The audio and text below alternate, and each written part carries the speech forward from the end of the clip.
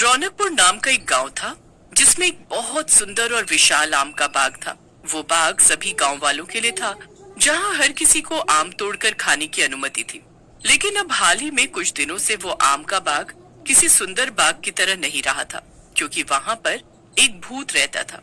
एक दिन जब कुछ बच्चे वहां पर आम खाने आते हैं तभी नकुल और रिंकी, चलो इस बाग से आम तोड़कर आम खाते हैं। सुना है यहाँ के आम बहुत ही स्वादिष्ट और रसीले होते हैं।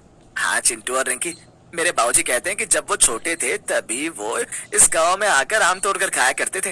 ये बाग हम सभी गांव वालों का बाग है, इसीलिए यहाँ पर सभी आकर मुफ्त में मजे से आम खा सकते हैं।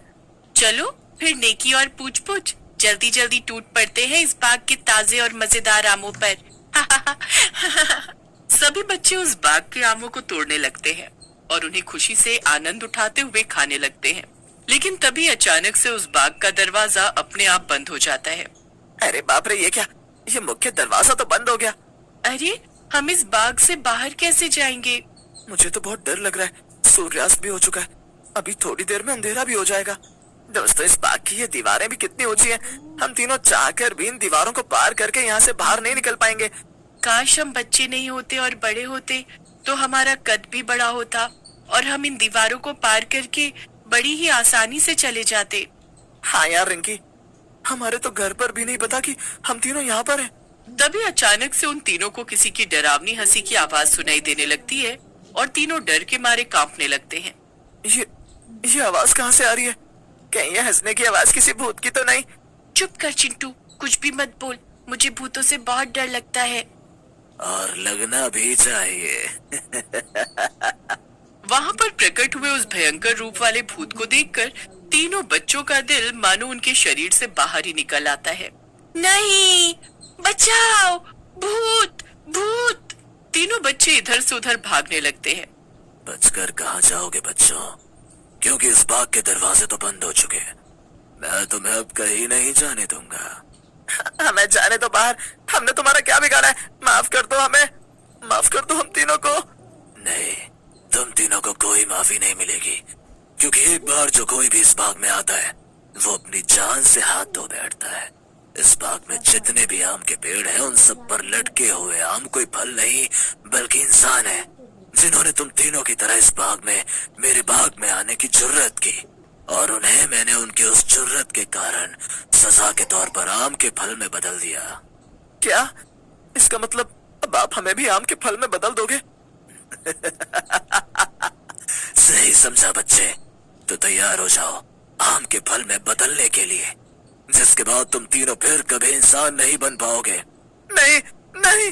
वो भूत उन तीनों बच्चों को अपनी काली शैतानी शक्तियों से आम के फल में तब्दील कर देता है और चिंटू, रिंकी और नकुल तीनों आम बनकर पेड़ पर लटके रह जाते हैं। बचाओ, हमें फिर से इंसान बना दो, हमें फिर से इंसान बना दो।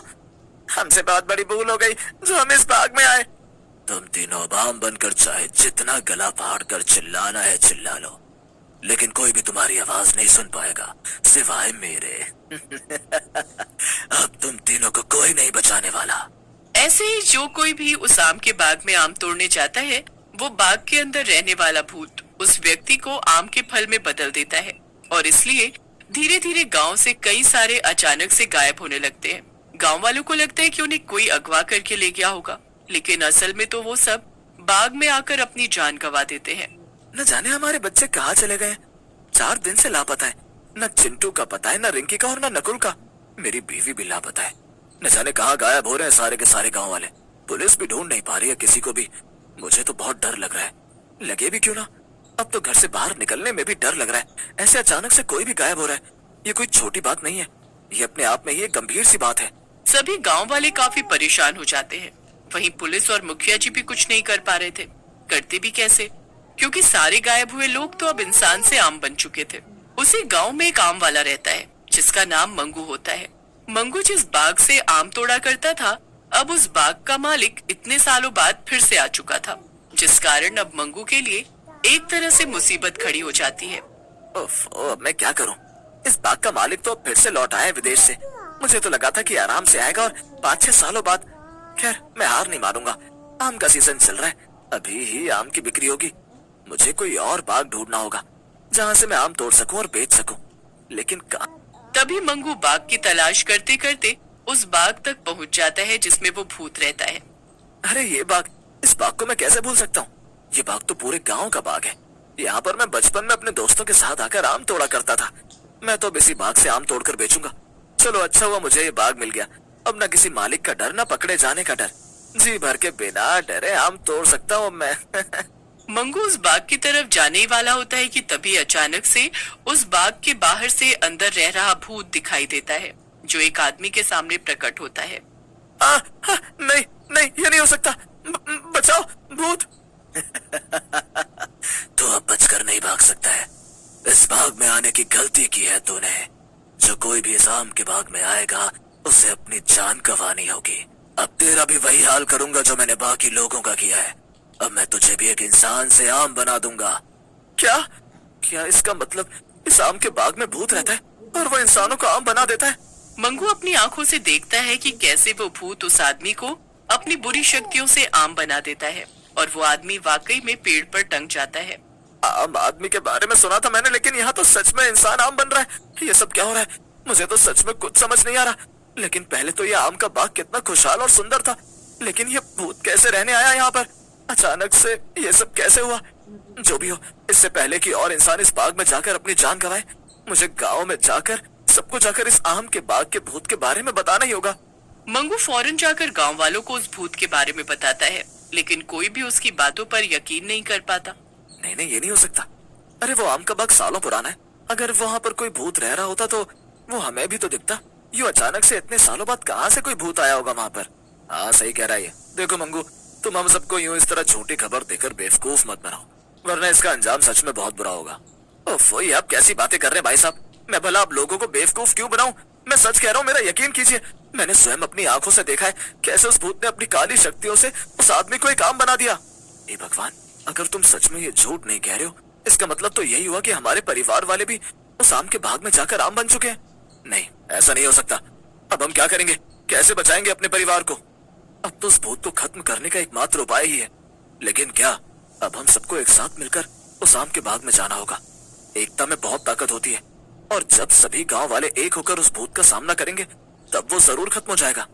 आपने बिल्कुल सही कहा भाई साहब।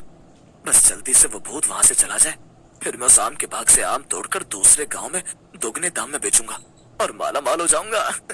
सभी गांववासी एक साथ मिलकर उस आम के बाग में जाते हैं। तभी वो भूत हवा में उड़ते हुए वहां पर आता है और गुस्से से कहता है, तुम सबने यहाँ एक साथ आकर मेरा काम बहुत आसान कर दिया। अब मैं तुम सबको एक साथ एक बार में ही अपनी शक्तियों से आम बना दूंगा। ऐसा कुछ नहीं होने वाला है, क्योंकि आज बुराई पर अच्छाई की ही जीत होने वाली है, चाहे कुछ भी हो जाए। ये तो तुम्हारा भ्रम है। जैसे मैंने तुम्हारे बच्चों और परिवार वालों को आम बना दिया, वैसे ही मैं अब तुम सबको भी आम बना दूंगा। बहुत सालों पहले मेरी एक एक्सीडेंट में मौत हो गई थी, लेकिन मुझे आम खाना बहुत पसंद था, इसीलिए मेरी जान आम में ही अटकी रही और मैं मरने के बाद अब यही रहने लगा। और जो कोई भी यहाँ पर आम तोड़ने आता, मैं उसे अपनी भूतिया शक्तियों से एक आम में परिवर्तित कर देता, और ये सिलसिला आज तक जारी है। क्या? अब जब मैं तुम सबको एक साथ आम बना दूंगा तो इस गांव में ज्यादा लोग नहीं बचेंगे और कोई इस बाग में आकर आम नहीं खाएगा, क्योंकि ये सारे के सारे आम सिर्फ मेरे हैं। ये बाग मेरा है। ये तुम्हारी गलतफहमी है, क्योंकि पिछले 100 साल से ये बाग पूरे गांव का ही है। यहाँ जिसकी मर्जी वो आकर आम तोड़कर खा सकता है। जैसे ही भूत अपनी शक्तियों से उन सबको आम बनाने जा रहा होता है, वैसे ही वो सब एक दूसरे का हाथ पकड़कर उस भूत को चारों तरफ से घेर लेते हैं और भगवान का नाम जपने लगते हैं। नहीं नहीं, मैं तुम सबको नहीं छोड़ूंगा। लौटूंगा, जरूर लौटूंगा मैं। ये आम का बाग मेरा है, सिर्फ मेरा।